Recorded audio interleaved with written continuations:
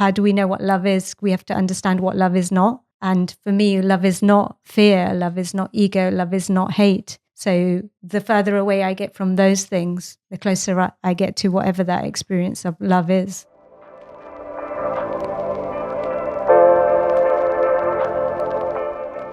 What is love?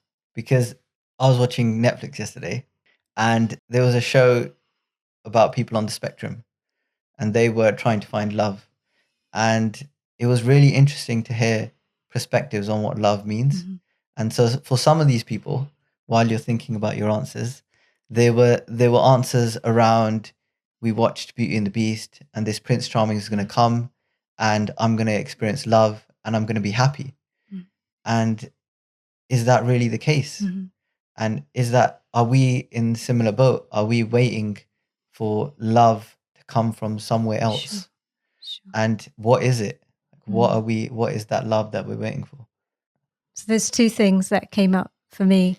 One was to go back to a memory of, when I recognized that I was in love with my husband. And the word that comes up for me is viparva. Like, it was carefree, like anything could happen in the world and it wouldn't matter to me. Like, nothing could touch me. So it's that touch nothing feeling. And for me, that's what Sikhi is about, is to connect to that place where, nothing can touch you. So that's a good definition of love. I feel like that's a good expression of a feeling a feeling to describe something that's very difficult to describe. Yeah. Sorry, the second word was feeling whole.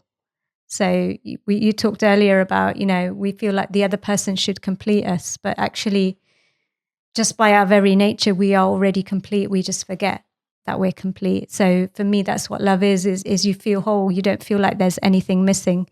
But that's a feeling you can only get from the inside, from connecting to what your true nature is. You're not going to feel whole by someone giving you something. That's only going to be a temporary thing. But if you can find that within yourself, then that's what love is to me. What do you think of what is love? But also, I was listening to a Shabad yesterday and it was Gobind Prem Bhagat Ka Pukha. And if you can talk about that, because what is love, but also what is the love that God wants from us? I think I was feeling that when love is, for me... You can talk about me if you want. I don't know. I was going to talk about our mother and father, our true mother and father, the divine, the source from where we came. You can talk about that as well. A little bit. We're always looking to feel at home. For me, love is finally feeling at home, similar to feeling whole. Mm-hmm. Which is we're always looking for, when am I just going to feel, everything's just right. I feel at home. I feel settled. And I think that, when we get those glimpses of connecting to the divine, to WhyGuru, to our true mother and father, then you get a glimpse of that feeling and it feels amazing. And so for me, that's what love is. It's that feeling of going back to your true mum and dad, who are the only ones capable of giving that unconditional love. And what is it for both of you? What love? What is love to you? What is the love? No, please don't. What is the love that God wants? So for me, I have a different interpretation. So Gobind Pao Bhagat Ka Pukha.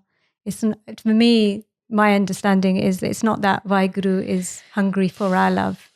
It's that WhyGuru is hungry for us to feel that love that is already within us. That WhyGuru is that love, and Guru is hungry for us to feel that, because Guru is complete and we are complete, and all that's incomplete is our understanding of that truth of who we are, which is love, right? I agree with everything.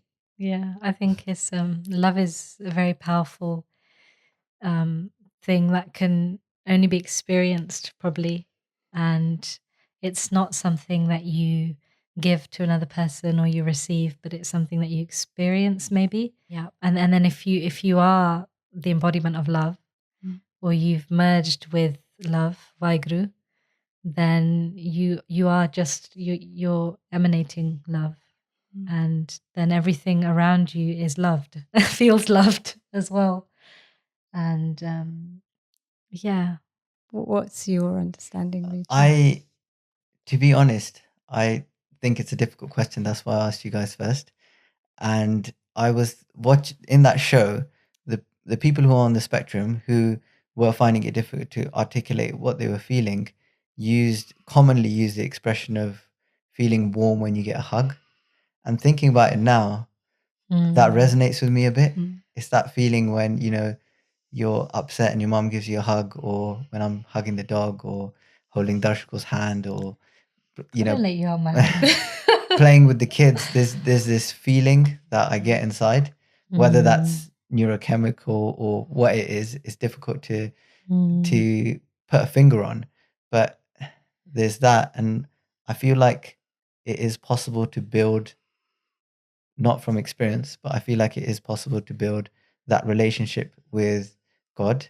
And there was some katha I heard a long time ago, and he talked about Gurbani being a reverse love letter. So usually you feel love towards somebody and you write them a letter. And he was saying Gurbani is the opposite. You read Gurbani and it produces love inside you that Guru Sahib's Bhagatan felt at that period of time. So when you read it and you do vichar of it and your mind is present in it, I think it can, it can tear you up. It can make you feel those emotions. It can overwhelm you. It can make you feel that warmth inside. Yeah. And it's beyond ego. So if we're talking about Joto Prem Kilan Ka Chao, Sirta Talit Gali Miriao, like you chop off your head, right? If you want to walk this path of love. So when I'm talking about, in a state of worldly love, is like there's no egos involved. Like there's no you and me. There's no separation. You and that other person just become one entity. And for me, Guru talks about it over and over again that this is the path of love. This is the path of love. Guru's also saying that you need to give yourself up in order to find that. So, there's something in that. There's something in what prevents love. How do we know what love is? We have to understand what love is not. And for me, love is not fear. Love is not ego. Love is not hate. So the further away I get from those things, the closer I get to whatever that experience of love is. It would be really interesting to hear what other people's opinions are on love. So if you can leave it in the comment box, it will be very much appreciated, because we've got very, very narrow experiences, life experiences. So there's going to be a wealth of information that we can get from the Sangat in terms of their love worldly, but also their love for Maharaj. If you enjoyed this video, be sure to check out the full podcast on our second channel, BOS TV. And don't forget to like, share and subscribe. Let's get it to 10k subs.